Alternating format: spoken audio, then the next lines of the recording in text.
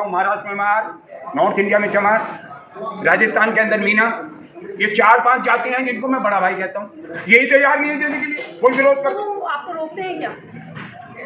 अब तुम तो समझ नहीं आएगी कि वो तुम्हारी उम्र बहुत छोटी है। यही प्रश्न डॉक्टर अम्बेडकर, सुनिए, यही प्रश्न डॉक्टर अम्बेडकर के सामने किया था जब डॉक्टर अम्बेडकर 1931-32 में आरक्षण मांग रहे थे राउंड टेबल कॉन्फ्रेंस पे। यही सवाल आया था कि आपको रोकता कौन है? ओपन है, जो मर्जी एग्जाम दो, नौकरियां ले लो। लेकिन डॉक्टर अम्बेडकर ने कहा था कि नहीं, हम ब्राह्मणों के साथ कम्पीट नहीं कर सकते। वो जो संपन्न जाते हैं, ताकतवर जाते हैं, ठाकुर ब्राह्मण बनिए, उनके साथ हम कम्पीट नहीं कर सकते, इसलिए हमें अलग आरक्षण चाहिए। यही तो वजह है क्यों पंजाब के अंदर 60 के दशक में लोगों ने अपना आरक्षण, 60 के दशक में पंजाब के अंदर अलग आरक्षण मांगने शुरू कर दिया। सर एक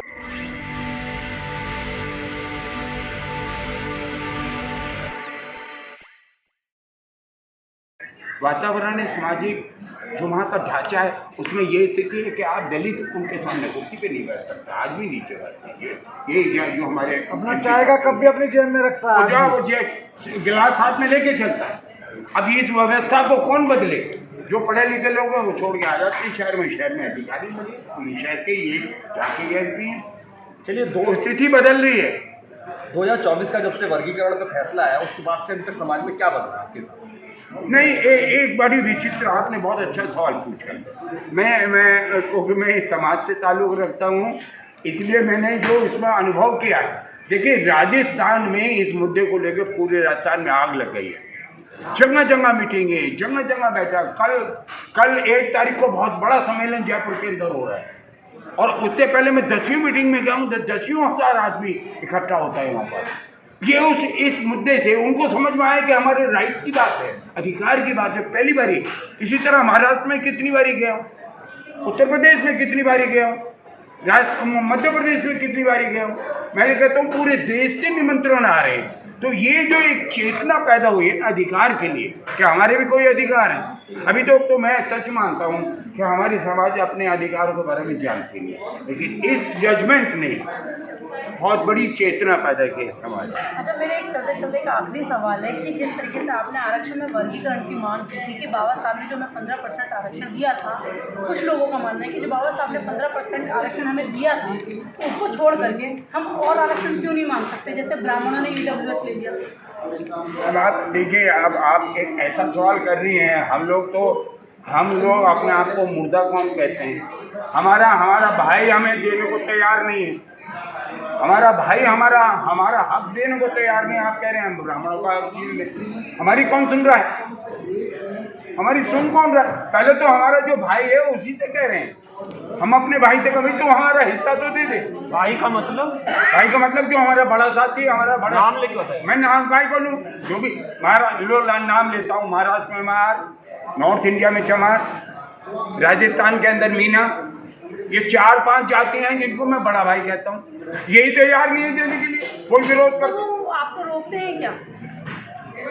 अब तुम तो समझ नहीं आएगी कि वो तुम्हारी उम्र बहुत छोटी है। यही प्रश्न डॉक्टर अम्बेडकर, सुनिए, यही प्रश्न डॉक्टर अम्बेडकर के सामने किया था जब डॉक्टर अम्बेडकर 1931-32 में आरक्षण मांग रहे थे राउंड टेबल कॉन्फ्रेंस पे।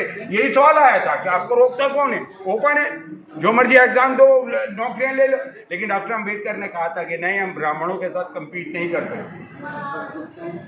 वो जो संपन्न जाते हैं, ताकतवर जाते हैं, ठाकुर ब्राह्मण बनिए, उनके साथ हम कम्पीट नहीं कर सकते, इसलिए हमें अलग आरक्षण चाहिए। यही तो वजह है क्यों पंजाब के अंदर 60 के दशक में लोगों ने अपना आरक्षण, 60 के दशक में पंजाब के अंदर अलग आरक्षण मांगने शुरू कर दिया। सर एक मेरा आखिरी सवाल है, आपको नहीं लगता कि ये जो जजमेंट आई 2024 में आरक्षण का वर्गीकरण जो हुआ वो बहुत लेट हुआ, कि जब अब सब कुछ सिमट गया, सब निजीकरण हो गया, उस समय ऐसी जजमेंट उसका कोई फायदा नहीं? आपने बड़ी सही बात कही।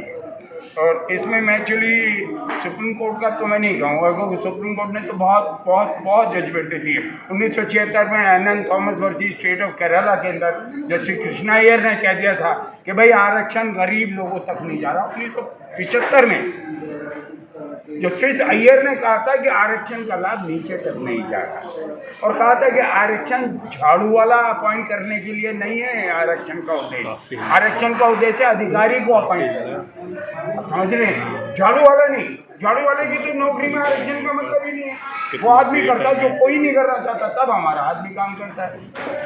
तो ये कारण है, सबसे बड़ी वजह रही है। चलिए चलते चलते अपने समाज को क्या संदेश देना चाहेंगे, वाल्मीकि समाज को स्पेशल?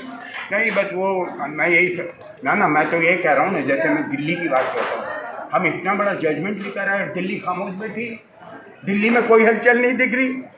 आप देख रहे हैं राजस्थान को देखें, ये हरियाणा से बैठे हैं डॉक्टर कायद, इनसे हरियाणा की स्थिति पूछो, कितने सम्मेलन हो गए और इन्होंने एक दिन में इम्प्लीमेंट करा लिया। हमारी दिल्ली खामोश बैठी है। यही हमारी बदनसीबी है ना कि इस कौम, मैंने कहा ना कि हम तो मुर्दा कौम की लड़ाई लड़ते हैं। ये मुर्दा कौम है, इसको जगाना पड़ता है, हिला के जगाना पड़ता है। तो वही प्रयास कर रहे हैं, उसके प्रयास में इस बार ही असर हुआ है। और ये कार्यक्रम उसी जगाने के लिए, और ये जो हम लगातार कर रहे हैं, अपनी जेब पे पैसा लगा रहे हैं, ये सब कर रहे हैं, ये इसीलिए तो कर रहे हैं हम। बहुत बहुत धन्यवाद दोस्तों।